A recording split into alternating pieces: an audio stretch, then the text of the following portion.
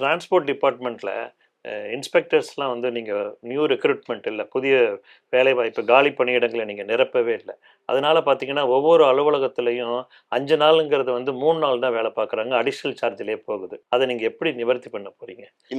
இதனால இன்னைக்கு தான் புதிய மோட்டார் வாகன ஆய்வாளர்கள், நீங்க சொல்ற மோட்டார் வெஹிக்கிள் இன்ஸ்பெக்டருக்கு 5 பேருக்கு மாண்பு முதலமைச்சர் அவர்கள் கரங்களால் பணியாணை வழங்கப்பட்டிருக்கு. Very good. இது என்ன பிரச்சனைனா, ஒரு 6-7 வருடத்துக்கு முன்பாக அவங்க வந்து தேர்வு எழுதிட்டாங்க டிஎன்பிசியில். ஆனா நீதிமன்றத்துக்கு சில பேர் வழக்கு தொடுத்துட்டாங்க. ஆமா, மோட்டார் வெஹிக்கிள் இன்ஸ்பெக்டர் எக்ஸாமினேஷன் நடத்துறீங்க, அப்புறம் ஸ்டேக்கு போயிடுச்சு. அந்த ஸ்டே இருந்ததை இப்பதான் முடிச்சோம். அந்த வழக்கை முடிச்சு அவர்களுக்கு வந்து பயிற்சி போயிட்டு அவங்க பணியாணை வாங்கிட்டாங்க. இன்னைக்கு ஒரு 150 பேர் கிட்டத்தட்ட வந்து பணிக்கு வர போறாங்க.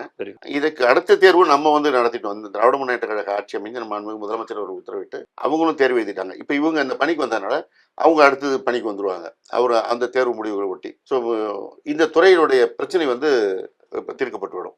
அதே இப்ப இந்த மோட்டார் வெஹிக்கிள் அலுவலகங்கள் ஆள் இல்லாம இருக்கிற தவிக்கிற சூழல் வந்து முற்றிலுமாக நீக்கப்படும்.